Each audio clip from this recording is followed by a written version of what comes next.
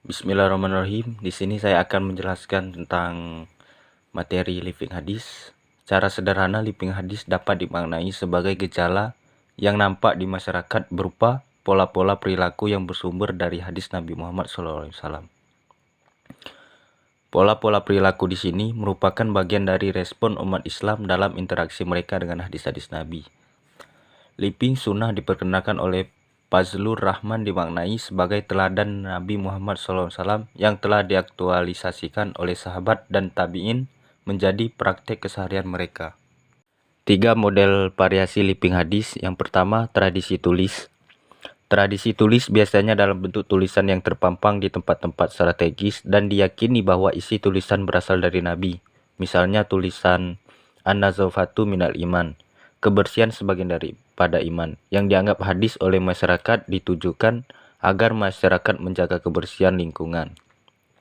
Yang kedua, tradisi lisan. Tradisi lisan yang sering muncul bersamaan dengan praktek yang dijalankan oleh masyarakat. Misalnya, tradisi di beberapa pesantren melaksanakan sholat subuh pada hari Jumat lebih panjang daripada biasanya karena ada tradisi membaca surah Hamim, Al-Sajdah, dan Al-Insan. Yang tiga, tradisi praktek. Pendekatan living hadis, pendekatan sejarah, pendekatan sosiologi dan antropologi, pendekatan fenomenologi, pendekatan hermeneutik. Pendekatan sejarah. Metode sejarah digunakan untuk mengamati proses sosial budaya berdasarkan alur waktu. Metode ini digunakan untuk menguji otentisitas atau validitas sumber dokumen dalam kurung teks-teks hadis, baik dari segi sanad maupun matan hadis. Pendekatan sosiologi dan antropologi.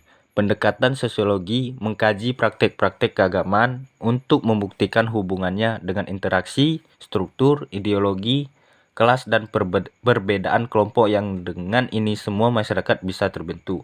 Dan penelitian antropologi mengamati perilaku manusia. Pendekatan fenomenologi.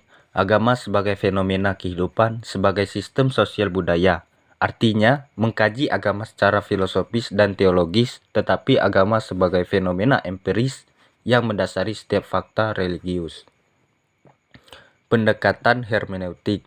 Pendekatan hermeneutik mengkaji tentang cara pembaca memahami teks yang dimaksud oleh pengarang karena adanya perbedaan waktu, tempat, dan konteks latar belakang sosial budaya yang berbeda antara pengarang dan pembaca yang memunculkan pluralitas pemahaman terhadap teks. Metode penelitian. Yang pertama, observasi. Observasi bertujuan untuk mengamati fenomena sosial keagamaan sebagai peristiwa aktual yang memungkinkan penelitian memandang fenomena tersebut sebagai proses. Untuk menyajikan kembali gambaran dari fenomena sosial keagamaan dalam laporan penelitian dan penyajian untuk melakukan eksplorasi atas social setting di mana fenomena terjadi. Yang kedua, wawancara atau interview merupakan sebuah proses memperoleh keterangan untuk tujuan penelitian dengan cara tanya jawab sambil bertatap muka antara pewawancara dengan orang yang diwawancarai, dengan atau tanpa menggunakan pedoman wawancara. Yang ketiga, dokumentasi.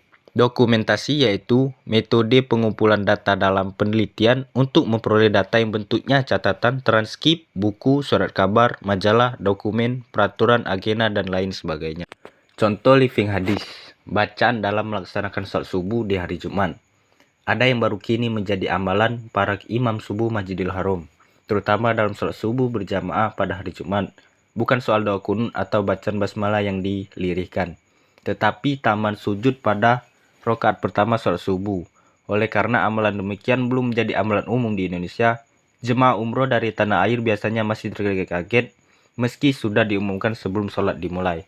Namun, biasanya di kalangan pesantren yang kiainya hafiz Al-Quran, sholat subuh hari Jumat menggunakan amalan ini. Kadang-kadang, sang imam juga membaca surah Al-A'la dan Al-Ghoshiyah atau Al-Jumu'ah dan Al-Munafikun. Namun, untuk kedua ayat yang terakhir kadang-kadang hanya dibaca 3 ayat terakhir dalam masing-masing surat.